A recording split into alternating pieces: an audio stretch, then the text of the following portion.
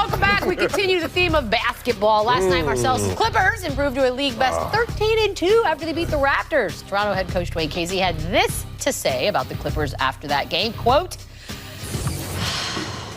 "This is the best team in the league." Marcellus, go. Is that a quote? It's starting to sound like an echo chamber at the top, where every single team, every single great coach, great players come into Staples Center, or we see them on the road, and once again we hear this. But you know what? This is a ceremony. Every single week, it's time for Clip City, Chip City. Roll it, baby! Clip City, Chip City. Yep. This is a super team only by the purest definition. Clip City, Chip City. My team that are hotter than Nana's twice baked potato. Clip City, Chip City. Clip City, Chip City. Clip City, Chip City. Oh, and somewhere in between there, Mama, did you see that 24-point? Can you settle down? Can we please read these numbers and settle down? Who's at the top of the standings? I know, but what? It's not even December yet. Oh, now you want to go to the calendar. I want to go to the standings. Look at those standings right there. We're sitting at the top. Good Lord. Can I have turkey before you start freaking out about all of this? There is one reason why Coach says they're the best team in the league right now, because they just got done whipping his ass. That's the only reason why. What? You heard me. That is the only reason why they said that. They haven't played Golden State Warriors yet. December 7th. They haven't played the Cavaliers yet. Those are the top two teams in the league until further notice. And oh, by the way, they haven't given notice. Look, offensively, I give you Golden State. What they're doing offensively is unreal. But defensively, they have issues, and they know it. They're going to have to make a move because their defensive presence in the paint is a problem. We have 3 athletic bigs that will run the floor and will punish you down low. How many blocks did they average last year? Who's 6.1, Golden State Warriors. Oh, Golden State. How many blocks they average this year? I'll tell you, 6.1. It's a fallacy. It is a fallacy. I'm sorry. The numbers are the numbers.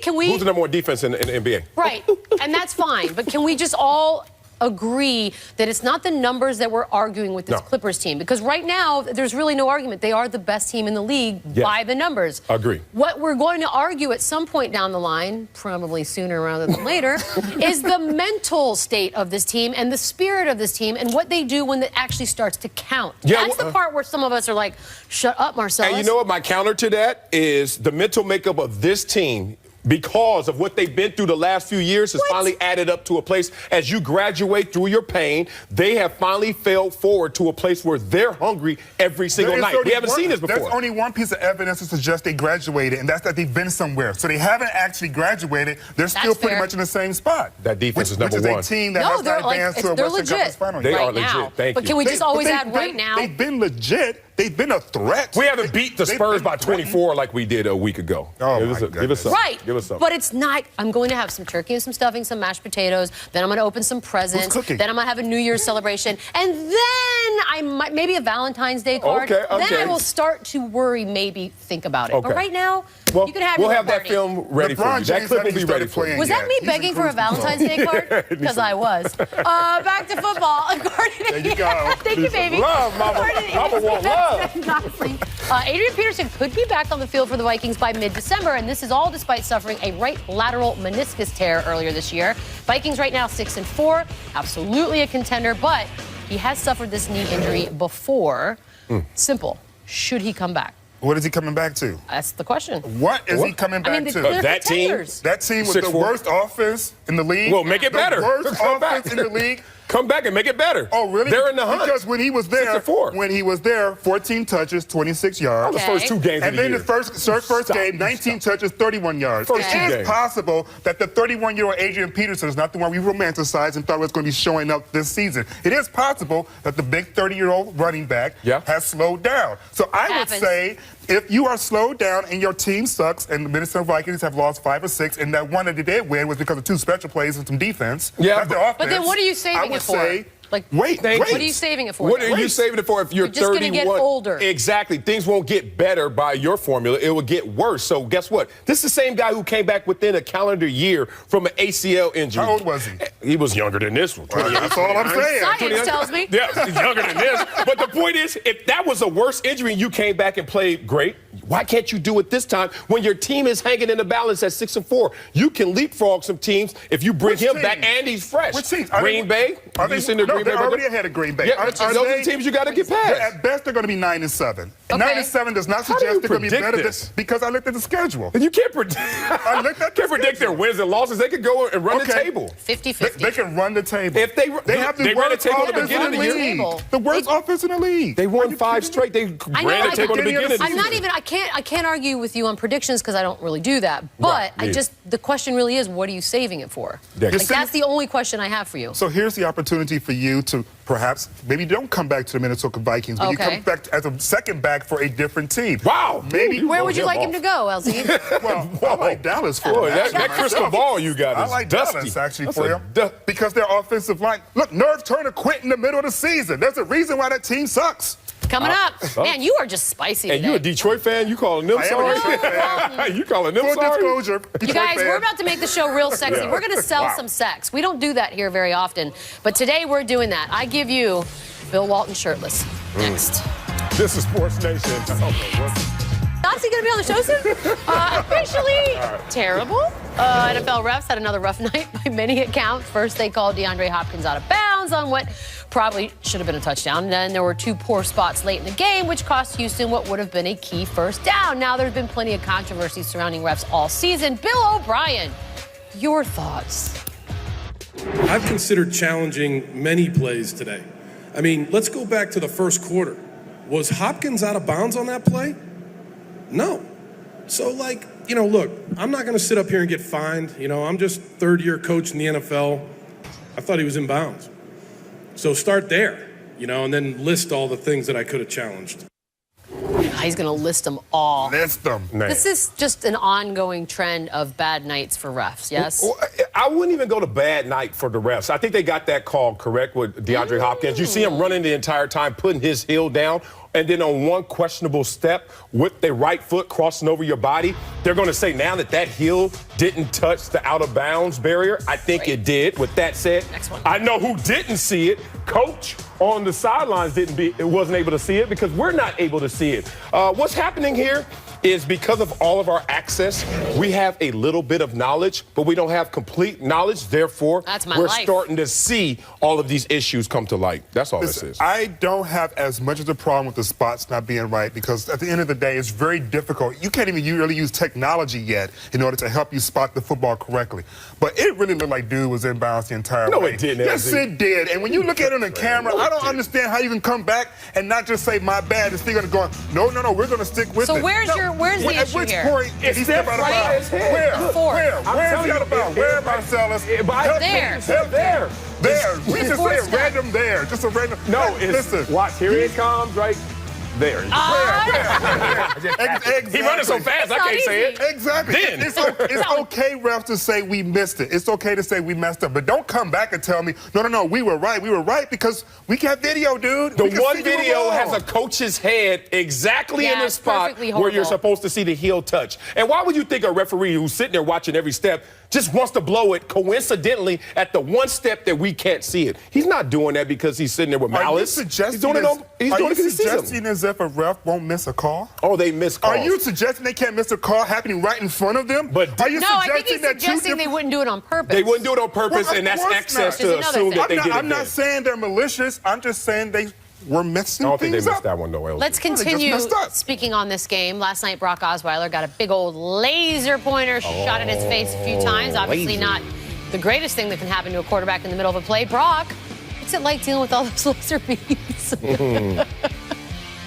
What is that? Experienced, a laser being shined into my eyeball during a football game, but it certainly affected how I was playing and able to see downfield and whatnot.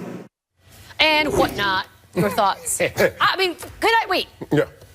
Who is the grown person who left the house that day and was like, oh, wait, I almost forgot my laser pointer. Gotta bring it. And then just does this for like 3 hours. Believe it or not, this happened all the time in soccer. So much so that FIFA had to ban it. See, look at you. That's what I'm talking about. I couldn't see you now. See, that's Where you at? That's the problem. And that's not what they brought. That little thing works. Yeah, this is like one of these like gun ones. This is not right.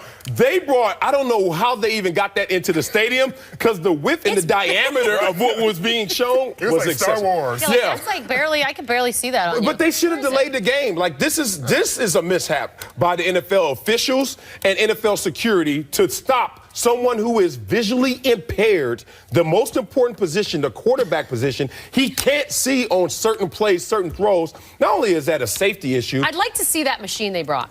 Yeah, it has to be It went huge. from like a laser It's beam like to the a cranking, machine. like Right. because it's this big It's huge. when it hits them. And actually, safety when I went and did some research, and Massachusetts Institute of Technology says that green laser beam can actually cause harm to your eye. Yeah, it's a safety So issue. It's a safety issue in addition to it just being a distraction. That's why you can't And aim these impairing at your planes. That's a problem for the pilots. Exactly. We It's do a not federal want pilots offense. having problems.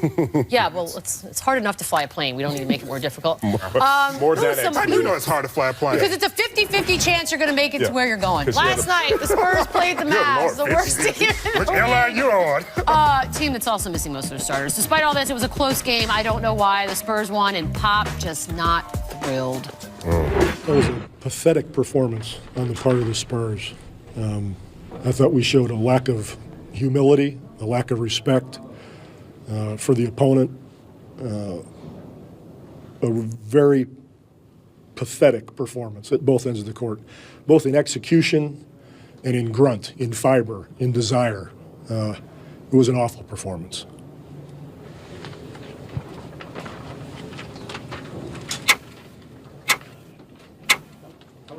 Oh, and they deserved to win the basketball game. I forgot to say that. If there's a single person out there that has one iota of a problem with that, show yourselves now. Yo, if Pop says they played poorly, they played poorly. Okay. I'm signing up with Pops. I mean, they Okay, had good. Steph Curry looking like Steph Curry at one point, so I think Yeah. he probably was accurate in them sort of underestimating him. Yeah, this is what coaches do when they're focused on process. No, this is what great coaches do. Corrected. I stand corrected. Yes, Great yes. coaches, the Nick Sabans of the world, Bill Belichick's, Gregg Popovich. Process, forget results. I don't care what the scoreboard says. Are you creating good habits or are you creating bad habits? So it's great to see someone who can isolate the variables and say, I don't like what I saw. I know you guys won, but this will catch up to you going along this season. And I respect Pop for saying that. Plus, this is kind of a nice way to sort of give a heads up to the new dudes on the team. This is Yeah. what Pop does. Every once in a while, he's going to call you out publicly, and then you need to know how to deal with that in the locker room. And this is how you Fix set it. expectations for a new culture with new players in the sense of, hey, Tim Duncan's not here anymore. Those 5 championships are of yesteryear. To do something this year, you guys got to go out there and play a certain way. Now, one of those new players was sitting last night, LaMarcus Aldridge. Right. So, but LaMarcus Aldridge wouldn't have been out there stopping Steph Curry from hitting wide open threes either. So, Yeah. No, plus he has a season under his belt. I'm talking like the dudes who have not dealt with Pop yet. This was probably like a wake-up call, a little bit. I like Maybe, it. perhaps. I like it. Some jeers. Shall we get to those? We've got 3 of them. Tyler Irvin, Texans-Raiders game. What, a laser I'll in be his honest face with you, too? this laser thing I'm holding is real stupid. Did a laser hit him? Because why did he drop that ball? Oh. man, I had some tequila down in Mexico City, I see. Oh, you know that with the worm in it? I never want to get that drunk. No, sir. It is protein, though. I mean, if you really want to look at it. Oh, God, you eat roaches. 2 cheers for everything. You do eat roaches. I like roaches. Oh, God. You Isn't he a former Spur? Oh, we should have grew up He together, is. Mama. By the way, I don't know what happened. Everybody moved to Detroit and got real stupid hair. Even the ones from there. Wow. If Got him. E40 was here, he would tell you Jesus had dreads. Yeah, That's he in would. his You lips. are not Jesus. Oh, this field was horrible. It's, I mean, you Between the know. drop balls What are and you the gonna do? slipping. Yeah, it was They pretty bad. host one game every I don't know so who you often. blame. Yeah. I don't know who you blame there. We are going to come back, lucky for you, with a B block. That's what we call it in TV terms. We'll see you in a minute. Let's do it. This is the worst laser pointer in the Sports Nation is presented by Toyota. Let's go places.